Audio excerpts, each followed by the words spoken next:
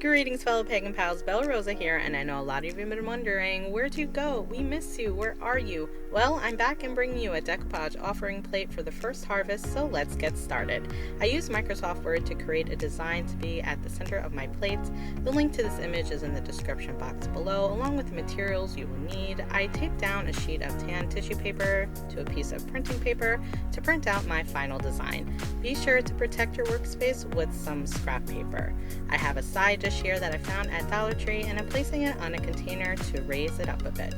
I'm also using a spray bottle with Everclear to remove fingerprints and sticky residue.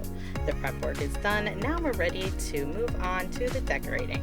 I cut my image out and placed it in the center of my plate on the reverse side, making sure the image is exactly where I want it. I'm using this Dishwasher-safe Mod Podge and a paintbrush to apply a thin layer of the Mod Podge. I use gentle short strokes first to ensure my image doesn't shift, and then using longer strokes, I brought the Mod Podge to the edge of the lip of the center of my plate. You can smooth out any wrinkles, just be careful not to rip the paper. Wrap your brush in plastic while the glue is drying. When it's dry, go back in with a nail file around the edges to remove any excess paper. Be sure to file in just one direction.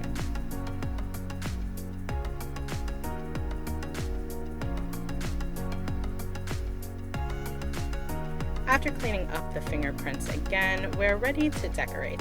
I have a lovely harvest napkin here that I've been saving for a couple of years now, displaying sheets of wheat, sunflowers, vines, and grapes. It's perfect for the first harvest celebration.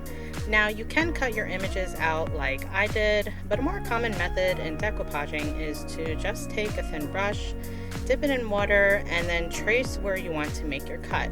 The water makes the napkin very easy to tear. I place my image facing downward and upside down before going in with a layer of Mod Podge. You can actually apply the Mod Podge first and then lay your image down and go in again with more Mod Podge. I tried both ways and it didn't seem to make that much of a difference.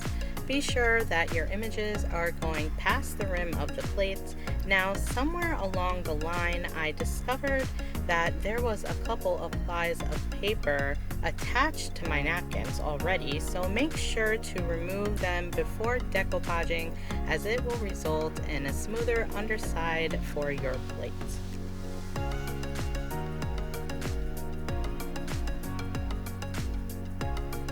Once everything was covered, I let it dry and snipped away any pieces sticking out at the top with a smaller pair of scissors. I used 2 layers of non-toxic white acrylic paint and then sanded down the surface between coats to get a smoother finish.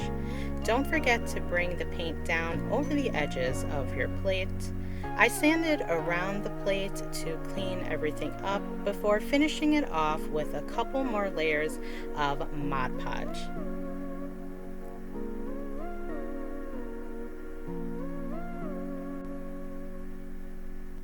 And there it is, not too shabby. This plate can be hand washed once dried, but it cannot be completely submerged in water just yet.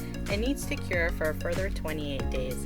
Overall, I'm really happy with it, and I can't wait to use it for the upcoming Lughnasadh Sabbath. Subscribe now, become a Pagan Pal, like up this video, and I'll see you next time for another episode of My Pagan Pal Crafts and Such. Bye!